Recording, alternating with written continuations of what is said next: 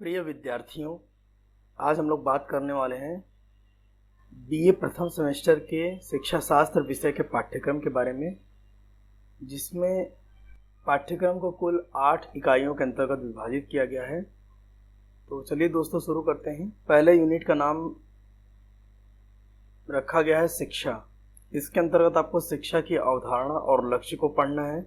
Unit 1 में दूसरा topic है प्राचीन भारतीय ज्ञान परंपरा, जीवन का मार्ग, गुरु और शिक्षा की अवधारणा। इसके बाद अगला टॉपिक आपका रखा गया है शिक्षा की अवधारणा। इसमें आपको शिक्षा की अर्थ और प्रकृति के बारे में विचार करना है। इसके साथ ही विद्या, ज्ञान, शिक्षण, प्रशिक्षण, इन सभी प्रत्ययों का शिक्षा के साथ क्या संबंध है, इसके बारे में अध्ययन करना है। अगले टॉपिक में आपको शिक्षा के कारक, फैक्टर ऑफ एजुकेशन कौन कौन से होते हैं, इनके बारे में अध्ययन करना है। इसका इस यूनिट का आखिरी टॉपिक है शिक्षा के उद्देश्य, जिसमें आपको कुल 4 उद्देश्यों के बारे में अध्ययन करना है: व्यक्तिवादी, सामाजिक, लोकतांत्रिक और व्यावसायिक। बढ़ते हैं यूनिट 2 की तरफ, जिसका नाम है शिक्षा के कार्य।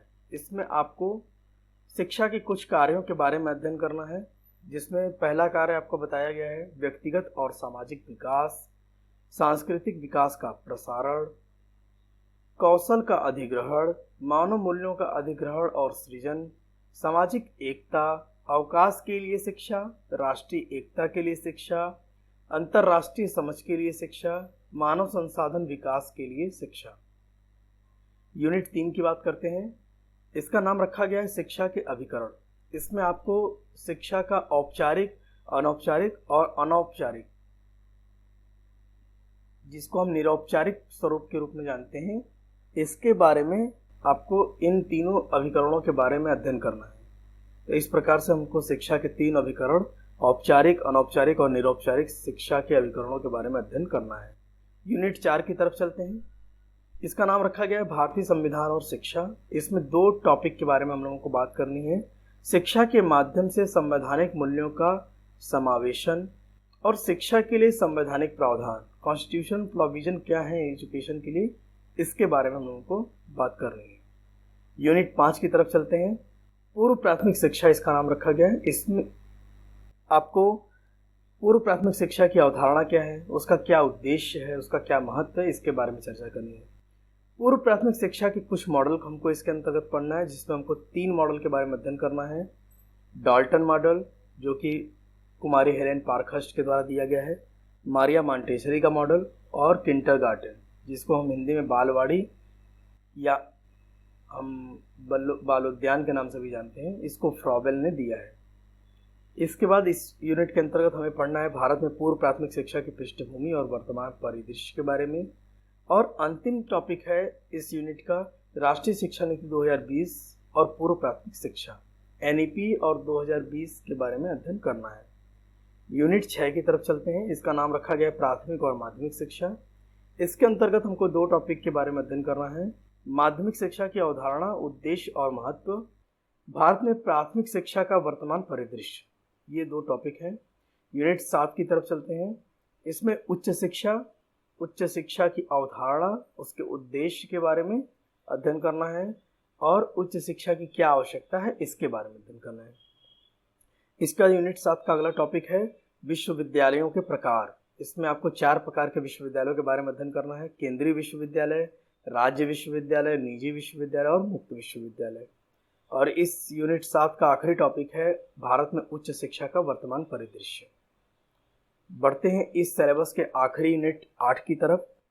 भारत में शिक्षा प्रणाली के विभिन्न मार्गदर्शन नियामक निकायों के बारे में, जो डिफरेंट हमारे गाइडिंग और रेगुलेटरी बॉडीज हैं एजुकेशन के लिए, उनके बारे में हमको अध्ययन करना है। इनमें सबसे पहले अध्ययन करना है हमको शिक्षा मंत्रालय के बारे में, एजुकेशन मिनिस्ट्री, जिसको हम पहले MHRD के नाम से जानते थे, ministry of human resource and development.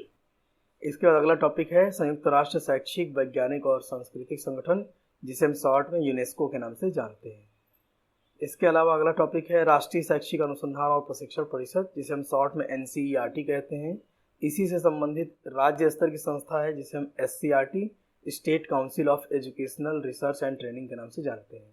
और जिले स्तर की संस्था के बारे में अध्ययन करना है, जिसे हम जिला शिक्षा और प्रशिक्षण संस्थान, शॉर्ट में डाइट के नाम से जानते हैं। और इस यूनिट में अगला टॉपिक है राष्ट्रीय मुक्त विद्यालयी शिक्षा संस्थान, National Institute of Open Schooling, NIOS। 8वें यूनिट के अगले टॉपिक की तरफ बढ़ते हैं। अगला इसमें टॉपिक दिया गया है राष्ट्रीय शैक्षिक योजना एवं प्रशासन विश्वविद्यालय, जिसे हम शॉर्ट में न्यूपा के नाम से जानते हैं। अगला टॉपिक है राष्ट्रीय अध्यापक शिक्षा परिषद, जिसे हम NCT कहते हैं। विश्वविद्यालय अनुदान आयोग UGC के बारे में अध्ययन करना है।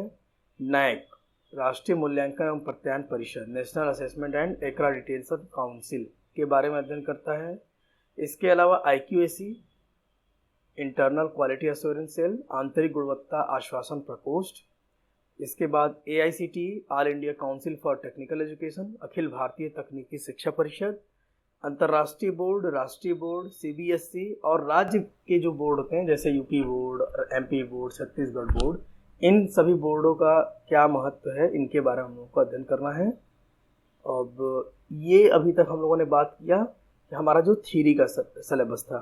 अब हम लोग प्रैक्टिकल क्या करना है, हमें कौन सा प्रैक्टिकल वर्क फर्स्ट सेमेस्टर में करना है, उसके बारे में हम लोग बात करते हैं। प्रैक्टिकल का नाम है भारतीय संविधान की प्रस्तावना को पढ़ना है। Read the preamble of India.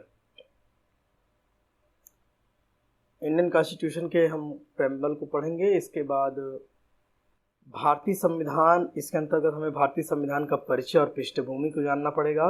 भारतीय संविधान सभा और भारतीय संविधान के निर्माण की समय रेखा, उसकी टाइमलाइन क्या थी, इसके बारे में जानना होगा। भारतीय संविधान के महत्वपूर्ण अनुच्छेद कौन कौन से, जिसका कि हम लोगों ने चर्चा किया कि यूनिट 4 में भारतीय संविधान के जो अनुच्छेद है उसकी चर्चा यहाँ भी की गई है। और इस प्रस्तावना को पढ़ के आप लोगों को न्याय, समानता, स्वतंत्रता और बंधुत्व के जो मूल विचार हैं इनको समझना है और उसका विश्लेषण करना है। एक रिपोर्ट तैयार करना है जो आपने इस प्रस्तावना को पढ़ करके जो आपने समझा है उसको प्रस्तुत करना है रिपोर्ट में। इस तरह से हम लोगों ने आज के इस लेक्चर वीडियो में एजुकेशन फर्स्ट सेमेस्टर के सिलेबस के थियरी और प्रैक्टिकल में आपको क्या करना है इसके बारे में बात किया। आपने इस वीडियो के लिए समय दिया, आपका बहुत बहुत आभार।